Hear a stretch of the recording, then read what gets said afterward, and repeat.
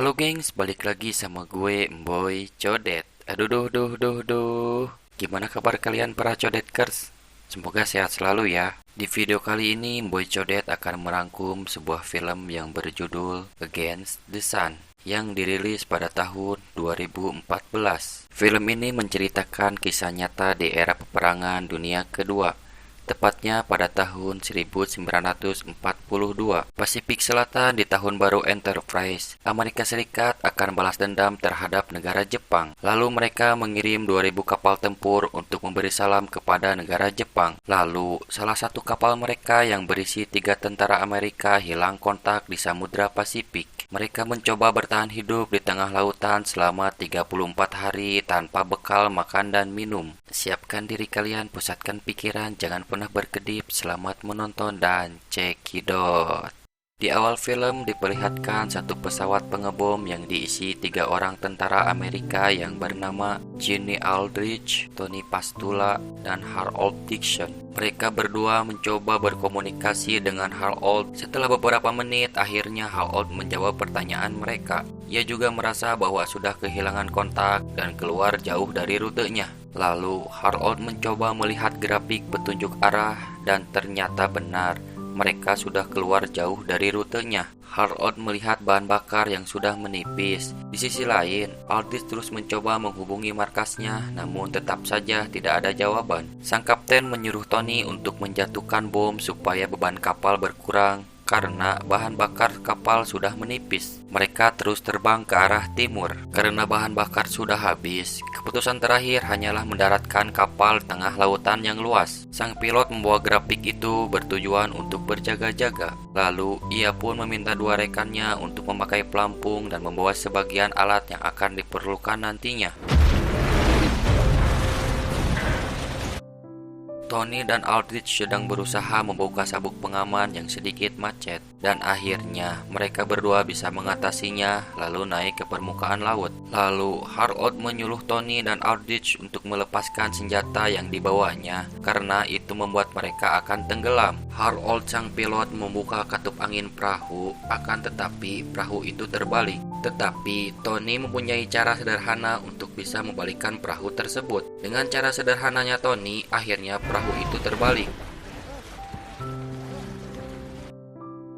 Karena Harold baru pertama kali tugas bersama mereka, ia pun saling berkenalan untuk mengetahui lebih dalam. Mereka pun berpikir di pagi hari akan ada evakuasi dari rekannya untuk menyelamatkan mereka. Hari ke-1 telah tiba.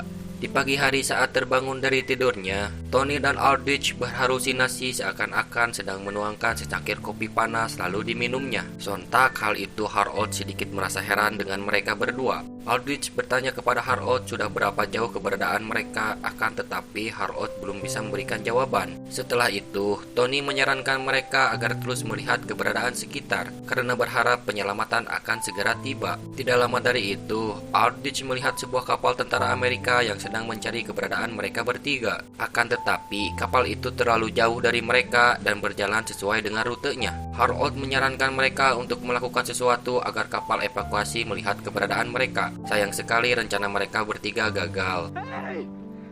Harold menanyakan kepada Aldrich tentang peralatan pentingnya, akan tetapi sebagian alat itu sudah hilang. Karena hal itu Harold sedikit kesal. Lalu Harold menyuruh mereka untuk mengeluarkan sisa barangnya masing-masing, dan Tony pun mengeluarkan sisa barang dari kapal tersebut. Mereka di sana tidak ada peta, dayung, dan makanan sedikit pun.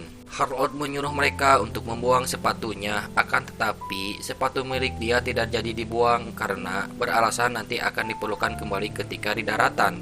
Di malam hari, Tony dan Harold tertidur dan menyarankan Aldrich untuk tetap berjaga-jaga. Setelah 4 jam, Aldrich memaukan Harold untuk menukarkan posisi penjagaan. Karena air laut tidak bisa terus-menerus untuk diminum, Harold pun memutuskan untuk meminum air kencingnya sendiri.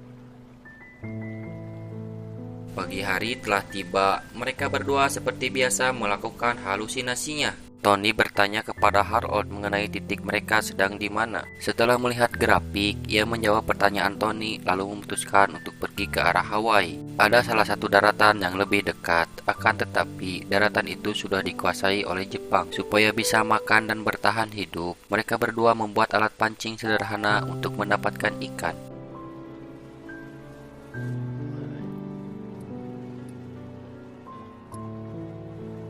Selang beberapa jam, umpan mereka disantap oleh ikan. Karena ikan terlalu besar, alat pancing mereka putus. Mereka berpikir bahwa itu ikan predator yang mengerikan. Aldrich terus melakukan kembali supaya bisa mendapatkan ikan untuk dimakan.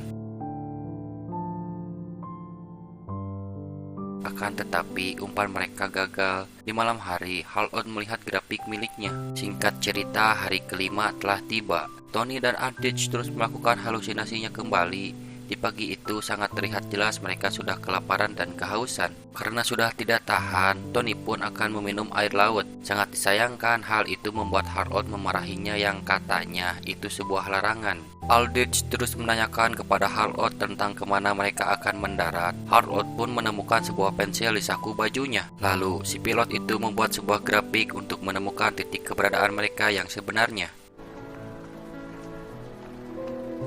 Karena tidak ada alat untuk mendorong mereka, Harold pun membuat sebuah jangkar sederhana yang membuat mereka sedikit demi sedikit bergerak. Mereka sangat membutuhkan sekali air minum, lalu mereka pun berdoa sesuai kepercayaannya, supaya Tuhannya memberikan hujan. Saat malam hari, hujan yang mereka harapkan pun turun. Mereka terlihat sangat bahagia. Pagi hari telah tiba. Aldrich terus-menerus memancing supaya mereka bisa mendapatkan ikan untuk dimakan. Karena hal itu mustahil, ia memutuskan untuk mendapatkan ikan dengan cara yang lain. Dan ternyata cara itu memicu datangnya ikan predator. Dan akhirnya mereka pun mendapatkan ikan hiu yang lumayan cukup besar lalu memakannya. Setelah itu, mereka pun membersihkan kapal tersebut dari bercak darah ikan yang mereka makan. Hal itu juga membuat datangnya ikan predator yang benar-benar bisa membahayakan mereka. Saat malam hari, Aldrich terus mengecek keberadaan ikan predator itu dengan tangannya. Dan ternyata, keberadaan predator itu masih ada. Tangan Aldrich pun terluka. Tony pun berbicara kepada Harold mungkin keberadaan mereka bertiga sudah dinyatakan tewas. Karena evakuasi pun benar-benar tidak terlihat sama sekali. Mereka berdoa kembali agar hujan kembali datang, dan mereka pun dipermudahkan untuk bisa mencapai daratan. Saat malam itu, hujan pun turun kembali. Aldrich meminta Tony untuk memberikan senjata yang tersisanya. Ia mencoba akan membunuh burung yang tepat di pinggir Harold untuk dimakan.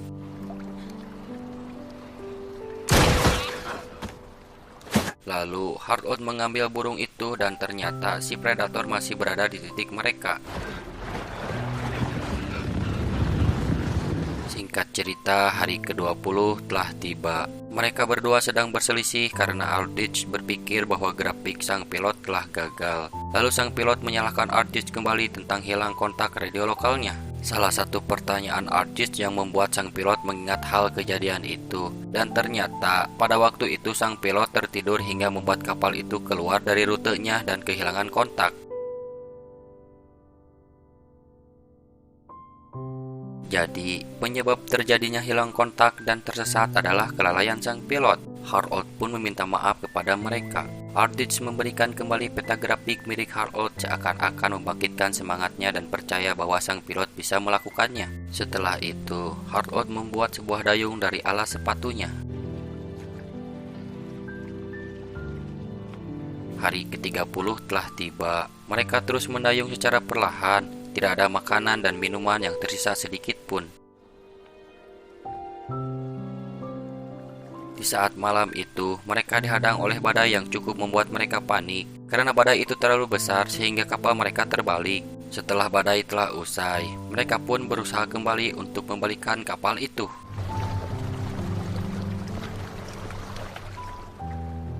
Mereka sudah benar-benar sangat putus asa, entah harus bagaimana lagi. Tony pun memberikan semangat kembali kepada mereka bahwa kita terlalu jauh untuk menyerah sekarang. Sontak, hal itu membuat mereka kembali bersemangat. Tidak lama dari itu, akhirnya mereka pun menemukan daratan. Selamat dari bencana yang mereka alami selama 34 hari di Samudra Pasifik. Mereka mendarat di Kepulauan Puka-Puka pada 20 Februari 1942.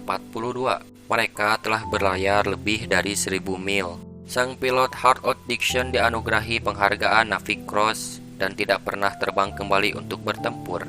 Tony berhenti berkarir di Angkatan Laut karena luka yang dialaminya cukup fatal. Tony meninggal pada tahun 1986. Abunya disebar di lautan. Aldrich bertugas di perang sebagai petugas radio. Di tahun 1946, dia menikahi adiknya Tony yang bernama Frances. Film ini memberi kita pesan yang cukup sangat baik. Kerja keras tidak akan membohongi hasil, dan teruslah berjuang jika itu memang harus diperjuangkan. Terima kasih yang sudah menonton. Jika video ini menghibur dari kegabutan kalian, sok atuh di subscribe heula. See you next video, gengs. Bye bye.